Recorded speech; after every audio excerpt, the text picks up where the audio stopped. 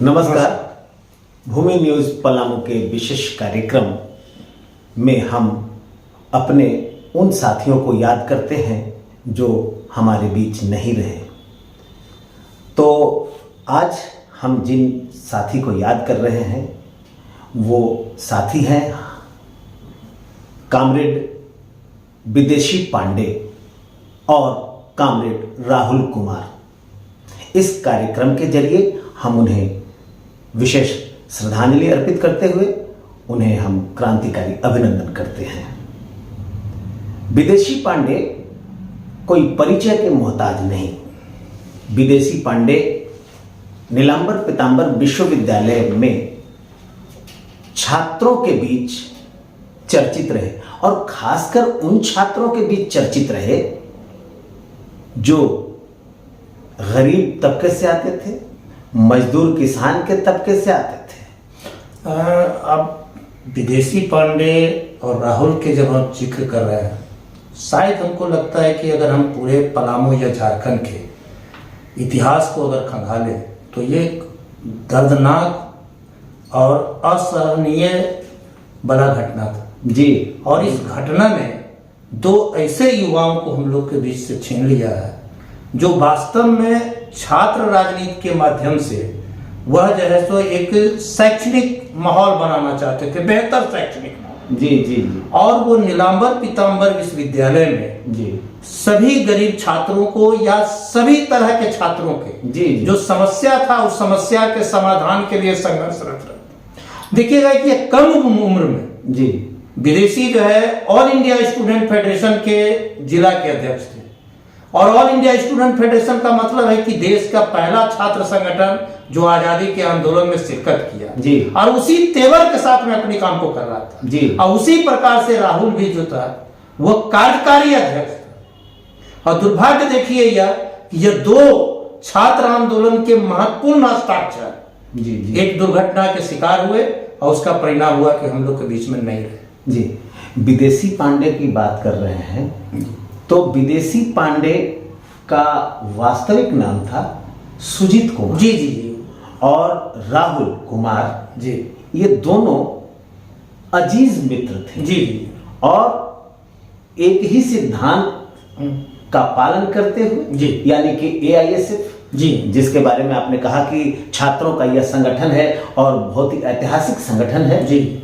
और जहां तक मुझे याद है कि 12 अगस्त 1936 को इस संगठन का जन्म हुआ जी। यानी कि यह संगठन आजादी के आंदोलन में भी अपनी सक्रिय भूमिका निभाया। जी जी। और इसी संगठन से जुड़कर विदेशी और राहुल ये दोनों ने अपनी पहचान बनाई एक सजग, सक्रिय और जागरूक छात्र नेता के रूप में।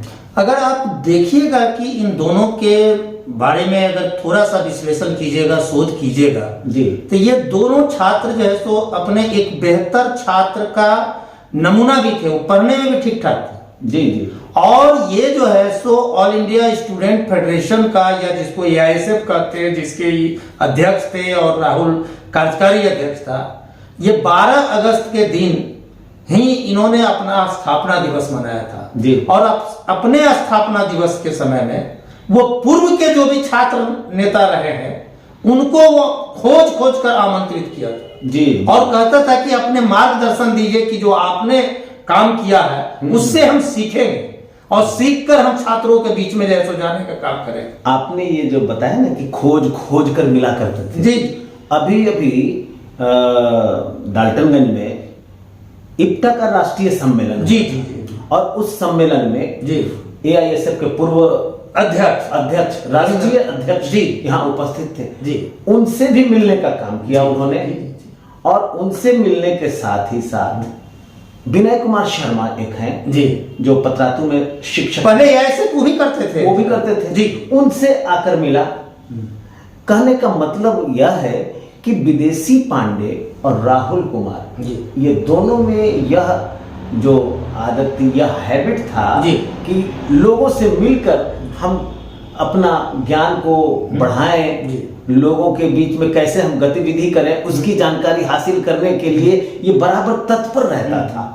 और ऐसे नेता के जाने के बाद जी दिल भर आता है। जैसे ही सुना जी जी जी जी कि वो सासाराम में बस में ये कार दुर्घटना में ये दोनों चले गए, ये बहुत ही दुखद हुई और उनके माता पिता पर जो बीत रही है वो तो उसकी भरपाई नहीं की जा सकती है, लेकिन उनके संघर्ष को बराबर याद किया जाता रहेगा। अगर देखिएगा कि पूरे देश की राजनीति को अगर गौर कीजिएगा, आजादी के आंदोलन से लेकर अब तक, तो छात्र राजनीति में जो भी लोग सक्रिय रहे हैं जी, वह देश के राजनीतिक शिखर पर भी चमकते रहे हैं जी।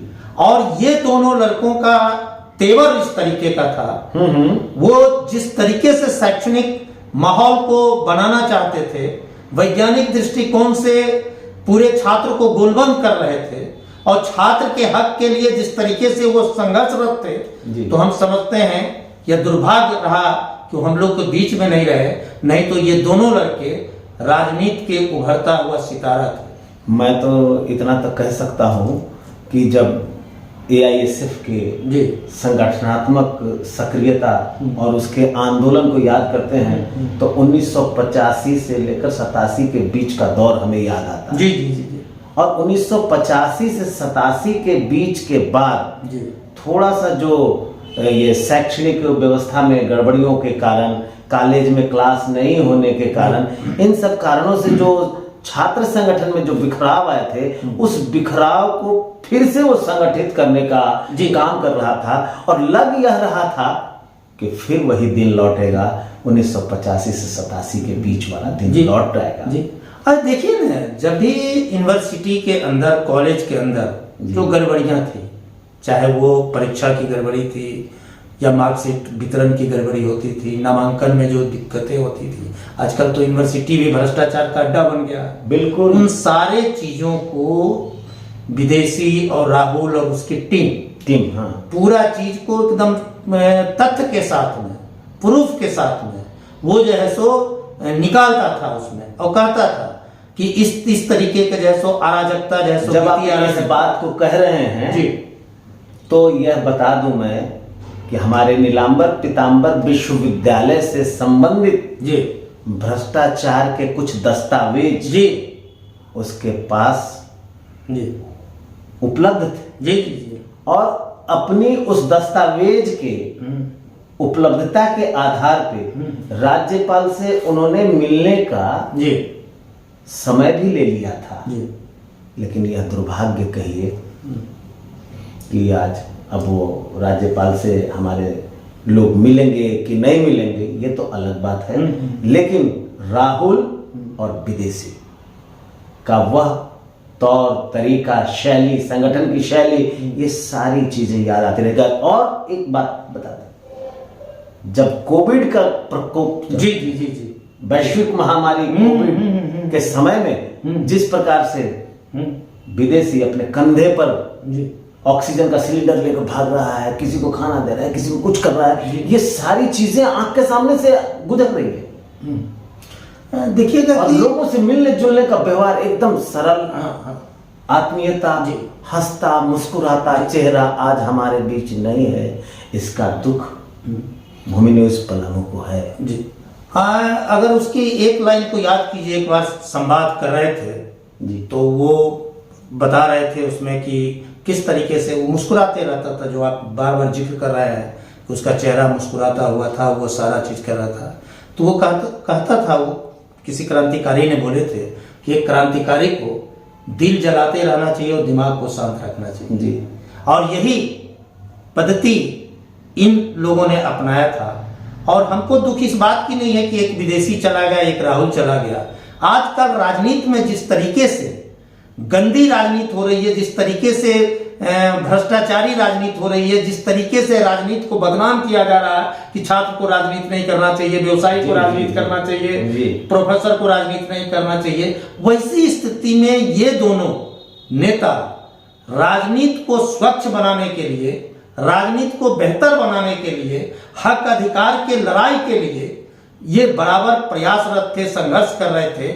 इसलिए हम समझते हैं कि अन्य दूसरे लोगों से ये अलग था और उसका जाना यह पलामू के लिए ही दुर्भाग्य है, उसके संगठन के लिए दुर्भाग्य है, और सबसे बड़ी बात कि उनके परिवार के लिए तो जो बीतता है वो वही जानते हैं, वो तो दुर्भाग्य है ही। लेकिन जिस रास्ते पर वो चलकर जहां पर वो मंजिल को जहां पर छोड़ा है, अब उसके आने वाली पीढ़ी की ये दायित्व बनता है कि उसको आगे ले जाने का काम करे। हमको लगता है कि यही श्रद्धांजलि विदेशी के लिए और राहुल के लिए सबसे जैसो बड़ी श्रद्धांजलि होगी। तो हमको लगता है कि उसके कम समय में किए गए कामों का शोध होना चाहिए, मूल्यांकन होना चाहिए, और आने वाले पीढ़ी के लिए उसके दस्तावेज तैयार करना चाहिए कि वो बेहतर काम करने के लिए आगे बढ़े। जी तो हमारे सुधी दर्शकों, अभी हम कॉमरेड विदेशी पांडे और कॉमरेड राहुल कुमार को याद कर रहे थे। याद करने का मतलब ही है कि उनके छोड़े गए कामों को हम बराबर याद करते रहेंगे। हम इस कार्यक्रम में दोनों परिवार के जो अभिभावक हैं, माता पिता हैं, इस कठिन घड़ी में उन्हें लड़ने की ताकत ईश्वर प्रदान करे, इसकी हम अपेक्षा करते हैं। और हम भूमि न्यूज़ पलामू की ओर से उन्हें सलाम पेश करते हैं। आज के लिए बस इतना ही, फिर मुलाकात होगी किसी अगली कड़ी में। धन्यवाद।